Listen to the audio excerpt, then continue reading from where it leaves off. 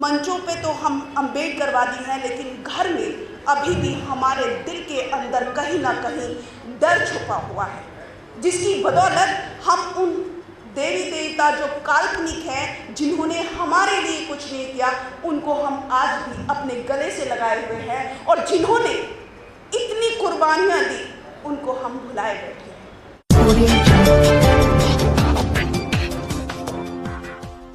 महामानव को कोटि कोटि नमन करती हूँ। श्रद्धेय शांति स्वरूप सर, उनको कोटि कोटि नमन करती हूँ, और मंच पर आसीन भंते जी, पूजनीय भंते जी को मेरा नमो बुद्धाय वंदन, और जितने भी अतिथि आए हैं उन सभी को मेरा गर्व से नमो बुद्धाय, जय भीम। जय भीम। जोर से बोल दीजिए एक बार, नमो बुद्धाय, जय भीम। जय भीम। जय भीम। जय भीम। जय भीम। जय भीम। अच्छा लग रहा है।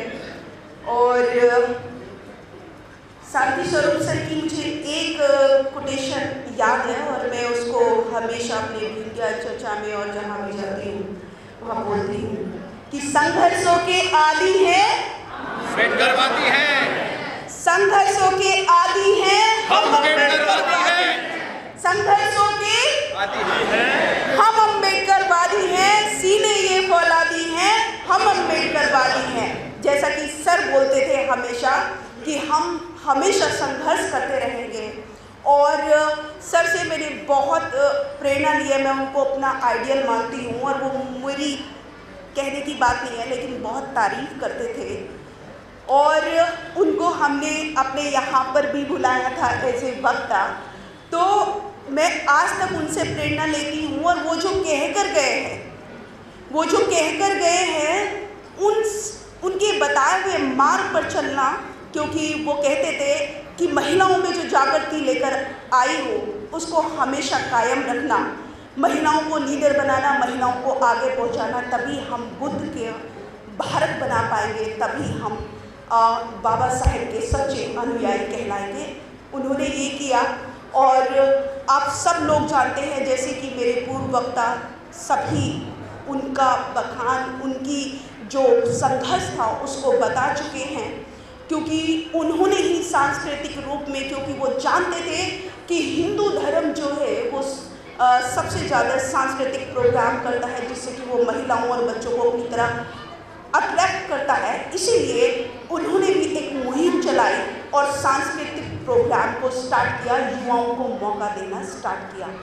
तो ऐसे महामानव, क्योंकि एक बात मुझे याद आ गई बाबा साहेब की, जब उन्होंने लंदन में लिखा था, एक लाइन लिखी हुई थी कि महापुरुष जिंदा होते हैं और हमेशा जिंदा ही रहते हैं, लेकिन बाबा साहेब ने वो लाइन मिटाई, और उन्होंने कहा, क्योंकि लाइन जो लिखी थी वो यही लिखी थी कि महापुरुष जिंदा रहते हैं और उनकी विचारधारा हमेशा जिंदा रहती है, लेकिन उन्होंने मिटाकर ये साबित किया।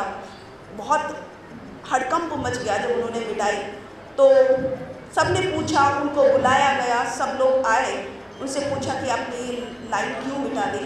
तो उन्होंने कहा कि महापुरुष वो मर जाते हैं जिनकी विचारधारा मर जाती है।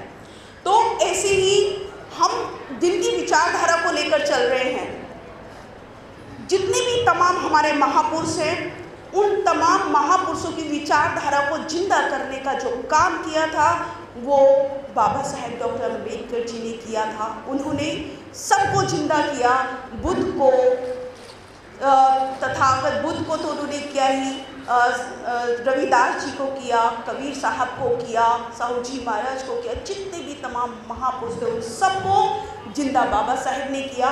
उनकी विचारधारा को जन जन तक पहुंचाया, और अब हम लोग और श्रद्धेय शांति स्वरूप सर न केवल भारत में बल्कि विदेशों तक भी बाबा साहेब की विचारधारा को लेकर गए। तो ऐसे महामानव को मैं कोटि कोटि नमन करती हूँ, और क्योंकि ये महीना बहुत खास है, ये महीना बहुत खास है, और वो भी शांति स्वरूप सर भी यही बताते हुए चले गए कि जितने भी ये इनके देवी देवता हैं, जितने भी ये विचारधारा को फॉलो करते हैं, वो सिर्फ हमारे बुद्ध धर्म का चुराया हुआ साहित्य है।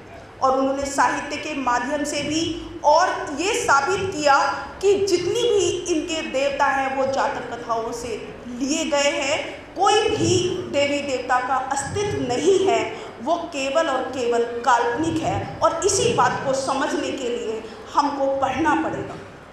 अब दिक्कत ये है कि हम लोग पढ़ते नहीं हैं। अगर हम पढ़ेंगे नहीं तो इतिहास को जानेंगे कैसे, और अगर इतिहास को नहीं जानेंगे तो अपने बच्चों को क्या देकर जाएंगे। हमको एक ही नाव में सवार होकर चलना है, क्योंकि अगर हम दोनों नावों में सवार होकर चलते हैं तो डूबना तय है।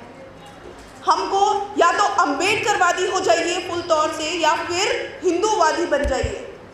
तो हमको यही विचारधारा लोगों को देनी है। ऐसा नहीं करना है कि हम मंचों पे तो हम अम्बेडकरवादी हैं, लेकिन घर में अभी भी हमारे दिल के अंदर कहीं ना कहीं डर छुपा हुआ है, जिसकी बदौलत हम उन देवी देवता जो काल्पनिक हैं, जिन्होंने हमारे लिए कुछ नहीं किया, उनको हम आज भी अपने गले से लगाए हुए हैं। और जिन्होंने इतनी कुर्बानियाँ दी, उनको हम भुलाए बैठे हैं।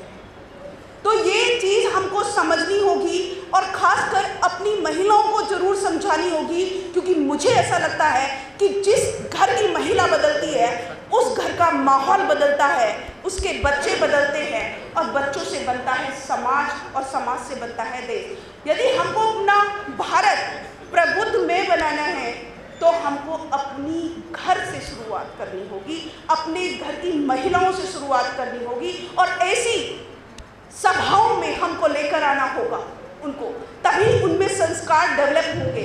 और यही काम उन्होंने किया, शांति स्वरूप सर, और ऐसे बहुत सारे लाखों लाखों लोग जो है ये काम कर रहे हैं कि हमको महापुरुषों की विचारधारा को फॉलो करना है। ये महीना जैसे कि खास मैंने बताया 14 अक्टूबर आने वाला है। 14 अक्टूबर 1956 में बाबा साहेब ने हमको बुद्ध धम्म दिया।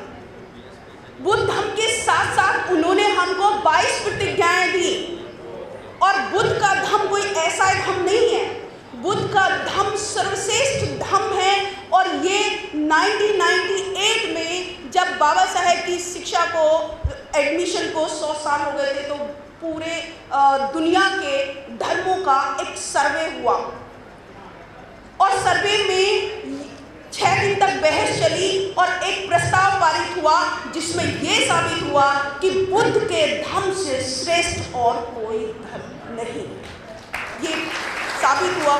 दूसरा, बुद्ध एक बात कहते हैं कि बुद्ध कहते हैं उनकी आखिरी जो उपदेश था वो भी यही था कि बुद्ध कहते हैं कि जो इंसान जगा हुआ है, जो इंसान अपनी बुद्धि को इस्तेमाल करता है, जो इंसान अपनी बुद्धि को इस्तेमाल करता है, वो होता है बुद्धं शरणं गच्छामि। और जो जगा हुआ इंसान उसी पथ पर चलता है, उसको कहते हैं धम्मं शरणं गच्छामि।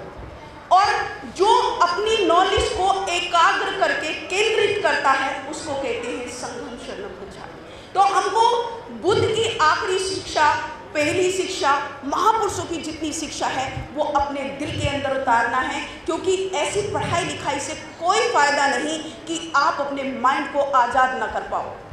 बाबा साहेब कहते हैं, उस टाइम पे बाबा साहेब कहते हैं कि निकाल लाया हूँ मैं पिंजरे से बाहर इनको, लेकिन अभी दिमाग में से पिंजरा निकालना बाकी है।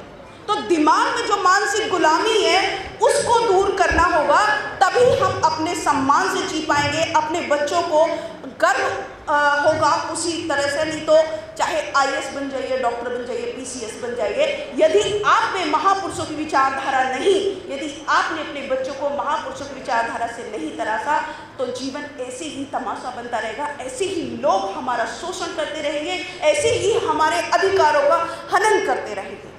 तो हमको यही बात ध्यान में रखनी है, क्योंकि समय कम है, वक्ता बहुत ज़्यादा है, इसलिए मैं अपनी वाणी को विराम करती हूँ और बाबा साहेब के बारे में 4 लाइन बोलती हूँ कि